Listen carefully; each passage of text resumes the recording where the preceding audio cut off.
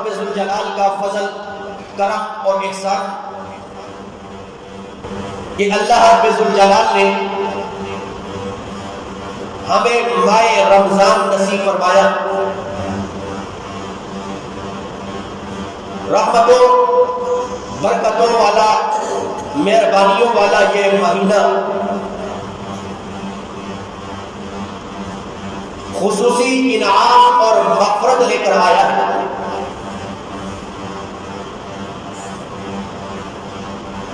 صحابہ کرام، تابعین، تبع تابعین، سلف صالحین رمضان المبارک مانگا کرتے تھے اللہ سے، دعائیں کیا کرتے تھے کہ اللہ ہمیں رمضان المبارک کی برکات نصیب فرما۔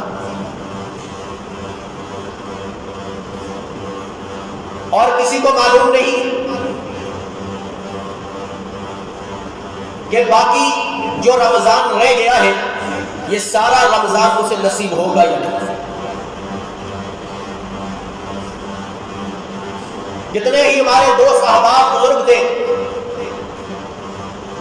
پچھلے رمضان المبارک میں ہمارے ساتھ تھے،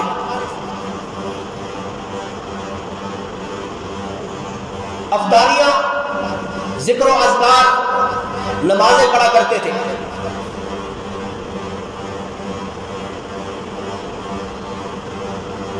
آج وہ ہم میں نہیں، اس لیے یہ رمضان المبارک کی ساعتوں کو غنیمت سمجھتے ہوئے، آخری رمضان سمجھتے ہوئے اس میں عبادات کی جائے، دعائیں کی جائے، استغفار کیا جائے، قرآن کی تلاوتیں کی جائیں،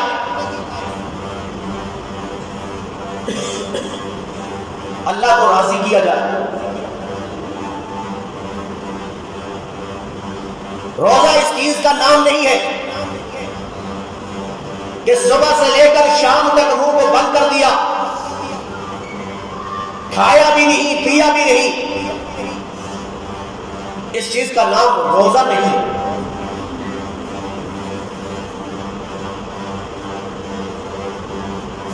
کیونکہ اگر ایسے ہوتا تو ایک جانور کو بھی کلے کے ساتھ باندھ دیا جائے، صبح سے شام تک اسے کھانے کے لیے نہ دیا جائے تو کیا اس کا روزہ بن جائے؟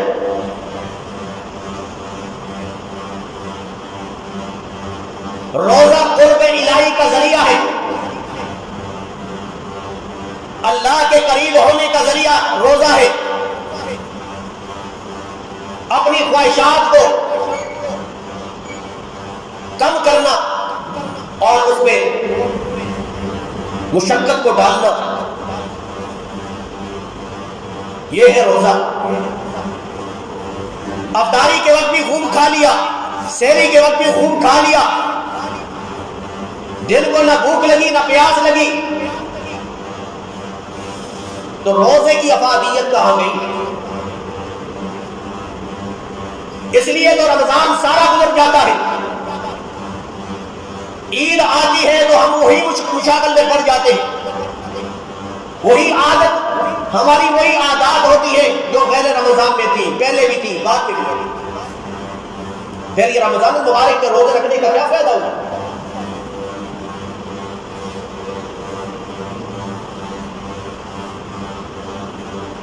اس لیے روزے کو پوری شرائط کے ساتھ رکھو، اور بزرگان دین کا یہ عمل تھا، قلت الکلام، قلت الطعام اور قلت المنام۔ عبادات، ریاضات، اپنی خواہشات پہ آپ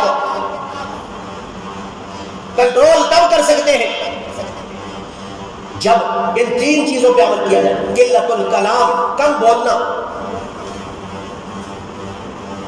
مسجدوں میں بھی باتیں کرتے نظر آتے ہیں، گلی کوچوں میں بھی باتیں کرتے نظر آتے ہیں، گپے ہانکتے نظر آتے ہیں، کیا ہے جی؟ روزہ کام کر رہے ہیں، روزے کا ٹائم گزار رہے ہیں۔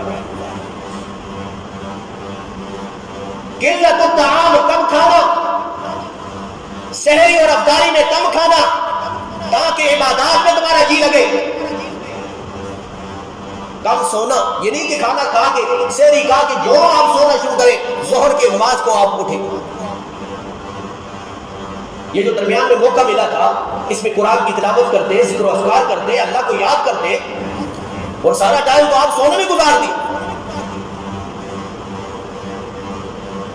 تو روزے کو پوری شرائط کے ساتھ رکھو گے تب تمہارا روزہ اللہ کے ہاں قبول ہوگا. ورنہ یہ روزہ, یہ رمضان قرب الہی کا ذریعہ نہیں بنے گا.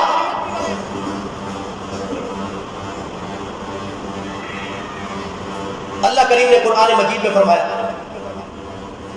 شہر رمضان الذی انزل فیہ القرآن,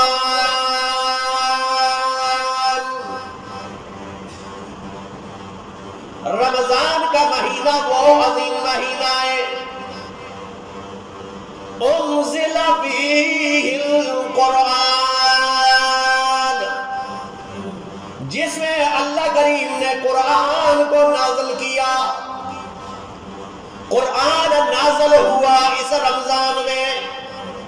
اللہ نے رمضان کی عزت اور مقام بلند کر دیا.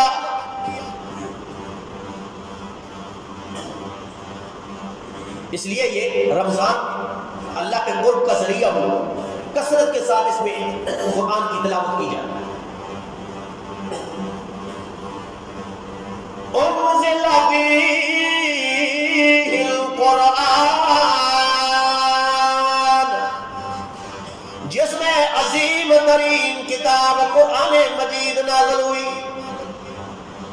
یہ رمضان المبارک کا مہینہ فرمایا ھدی للناس وبینات من الھدی والفرقان.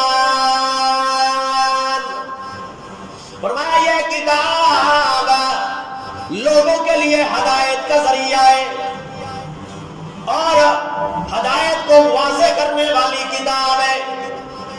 ہدایت کو واضح کرنے والی کتاب, تمہیں راستہ دکھلانے والی کتاب, تمہاری زندگی شب و روز کیسے گزرنے چاہیے تمہیں راستہ دکھلانے والی کتاب ہے. اس لیے حدیث شریف میں آیا, نبی مہربان صلی اللہ تعالی علیہ وسلم نے فرمایا فَمَنِ ابْتَغَى الْهُدَىٰ فِي غَيْرِهِ أَضَلَّهُ اللَّهُ. جو اس کتاب کے علاوہ کہیں اور سے ہدایت حاصل کرنے کی کوشش کرے گا تو اللہ اسے گمراہ کر دے گا. دنیا کا قانون ہے, اگر کوئی مشینری بن کے آتی ہے, کوئی بھی مشینری آتی ہے تو ساتھ اس کا کتابچہ بھی تھوڑا سا چھوٹا سا آتا ہے. کیوں جی؟ اس وجہ سے ہے کہ اس مشین کو اس ضابطوں اور اصول کے مطابق چلانا تو تا دیر تک چلنے والی یہ مشینری ہوگی, صحیح کام کرنے والی یہ مشینری ہوگی. اللہ نے انسان کو بنانے کے بعد اس میں روح ڈالی جو من امر اللہ تھی, اللہ کی طرف سے آئی تھی. روح اوپر سے آئی, جسم نیچے سے بنا, زمین سے اللہ نے جسم بنایا اور روح اوپر سے آئی. اب جسم کی غذا کے لیے اللہ نے انتظام کیا تو زمین ہی کے ذریعے کیا. یہاں سے تمہارے لیے پھل بوٹے نکالے اس جسم کے لیے. اب روح جو کہ اللہ کی طرف سے آئی تھی, اللہ نے غذا بھی بھیجی تو آسمانوں سے قرآن کی صورت میں بھیجی تاکہ روح کے اندر اطمینان ہو جائے, روح کو غذا ملے تو آسمانی غذا ملے تاکہ تندرست رہے یہ تمہاری روح. اللہ نے قرآن آسمان سے نازل کیا. ھدی للناس من الھدی والفرقان, لوگوں کے لیے ہدایت کا ذریعہ, ہدایت کو واضح کرنے کا ذریعہ یہ قرآن, اور حق اور باطل میں تمیز کرنے والی کتاب ہے. تو گویا رمضان بھی اور قرآن بھی قرب الہی کا ذریعہ ہے. اس لیے تو جہاں پہ قرآن مجید میں جہاں پہ یہ آیت موجود ہے کہ شہر رمضان الذی انزل فیہ القرآن، اللہ نے آگے ذکر کیا کہ وَإِذَا سَأَلَكَ عِبَادِي عَنِّي فَإِنِّي قَرِيبٌ أُجِيبُ دَعْوَةَ الدَّاعِ إِذَا دَعَانِ فَلْيَسْتَجِيبُوا لِي وَلْيُؤْمِنُوا بِي لَعَلَّهُمْ يَرْشُدُونَ. فرمایا میرے پیغمبر، میرے بندے تم سے سوال کریں کہ رب کہاں ملے گا. فرمایا میرے پیغمبر نے کہہ دیجئے فَإِنِّي قریب، میں تو تمہارے زیادہ قریب ہوں. نَحْنُ أَقْرَبُ إِلَيْهِ مِنْ حَبْلِ الْوَرِيدِ، تمہاری جان تمہاری اتنی نزدیک نہیں ہے جتنا رب ذوالجلال تمہارے نزدیک ہے. تو فرمایا رمضان قرب الہی کا ذریعہ ہے، اللہ کے قرب کا ذریعہ ہے. اور قرآن بھی رمضان بھی یہ قرب الہی کا ذریعہ ہے. اس لیے تو اتنا مقام ذکر کیا. حدیث میں آتا ہے کہ یہ قرآن اور یہ رمضان، یہ روزہ کل قیامت والے دن بندے کے لیے شفاعت کا ذریعہ بنیں گے. یقول الصیام،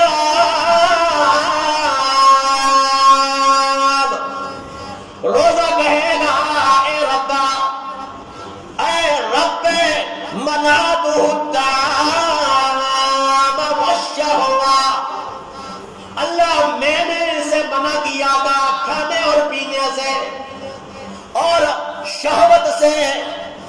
اللہ میں نے اسے منع کیا تھا، میں نے روکا تھا یا روکیا تھا. اللہ فشفعنی فی، اللہ اس بندے کے حق میں میری شفاعت قبول فرما. وَيَقُولُ الْقُرْآنُ،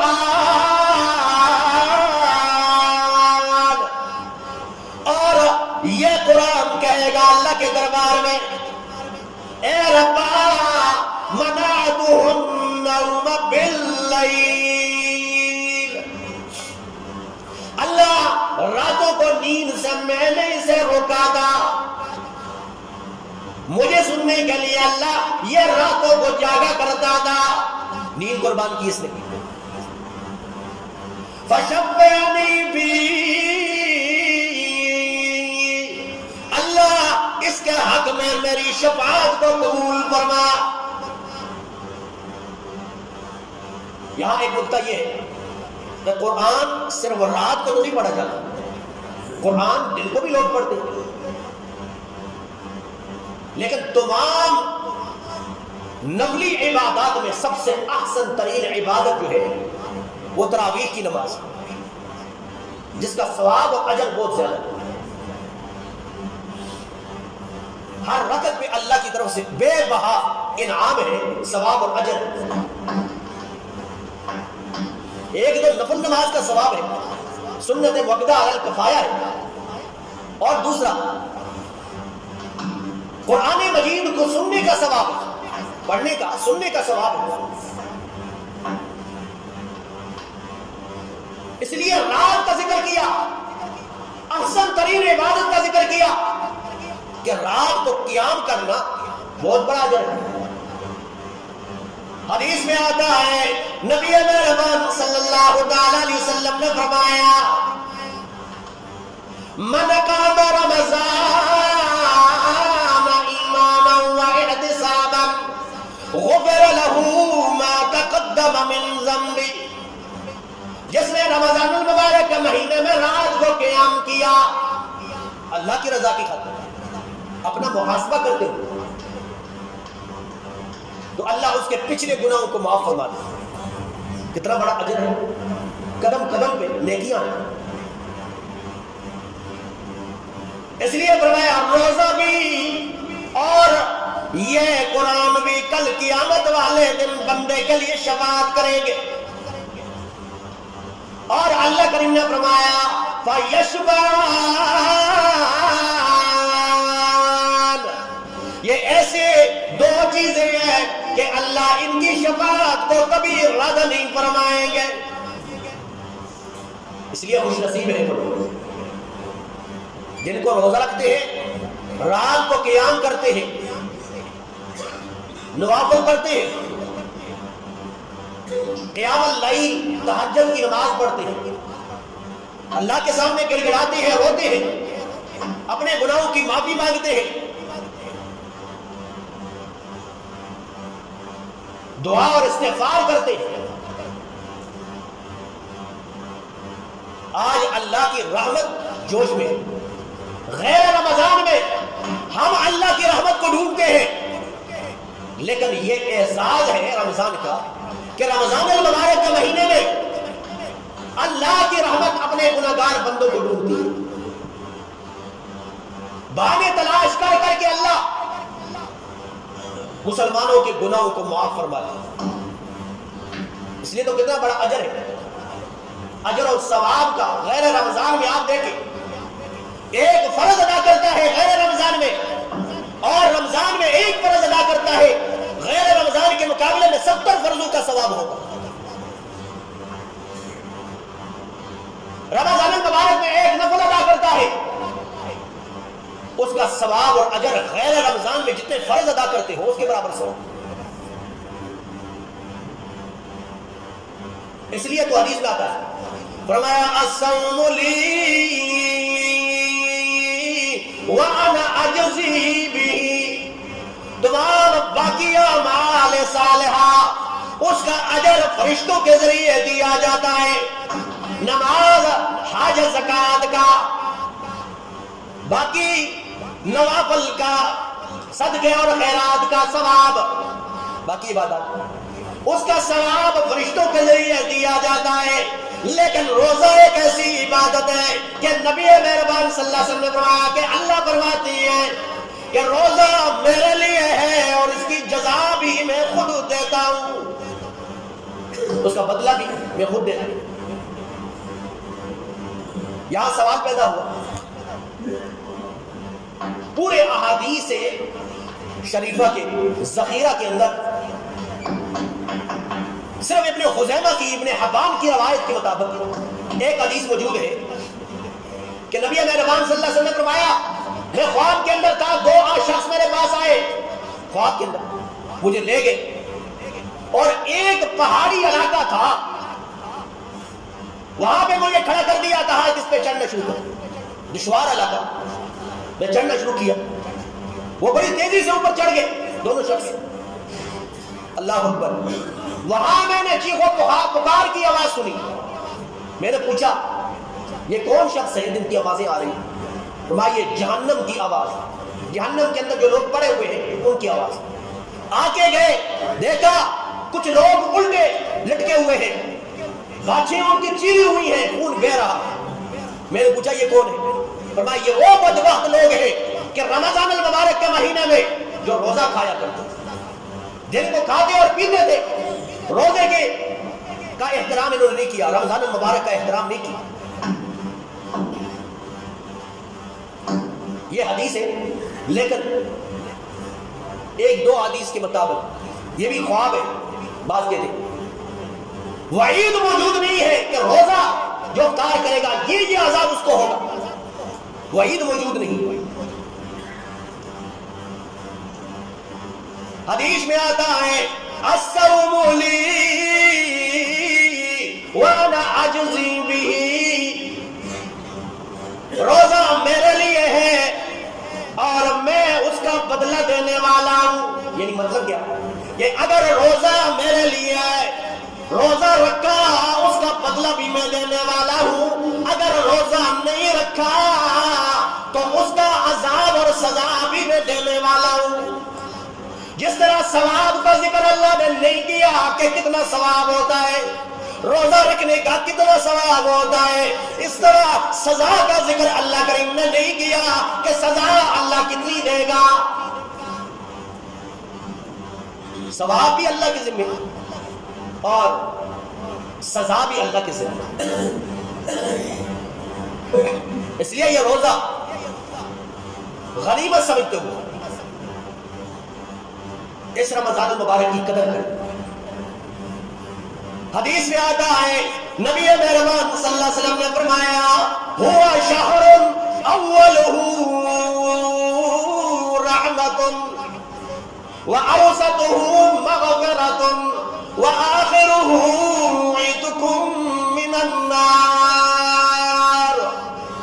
فرمایا یہ رمضان کا مہینہ اتنی عظیم ترین مہینہ ہے کہ اس کے پہلے 10 دن اللہ کی رحمت کے ہیں, دوسرے 10 دن اللہ کی مغفرت کے ہیں, تیسرے 10 دن اللہ جہنم سے خلاص کر دیتے ہیں. اب محدثین نے نقطہ اٹھایا, سوال کیا کیا پہلے 10 دن رحمت کے دوسرے 10 دن کیا رحمت کے نہیں ہے؟ کیا پہلے 10 دن رحمت کے ہیں, کیا مغفرت کے 10 دن نہیں ہے؟ ایک آدمی پہلے 10 دنوں کے اندر فوت ہو جائے, کیا جہنم سے اللہ اس کو خلاص نہیں کریں گے؟ تو مفسرین نے فرمایا نہیں, مطلب اس حدیث کا یہ نہیں ہے کہ 10 دن رحمت ہی رحمت ہے, مغفرت نہیں ہے.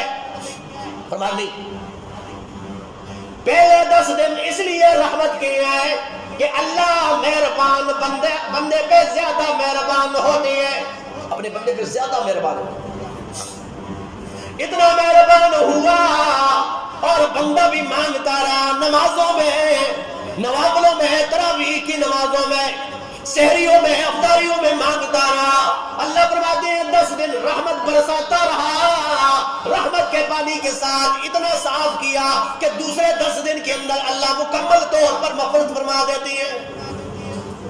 اور پھر مغفرت برستی رہی, مہربانی ہوتی رہی, رحمت بھی, مہربانی بھی, بخشش بھی اتنی ہوتی رہی کہ آخری 10 دن کے اندر اللہ جہنم سے خلاص کر دیتے ہیں.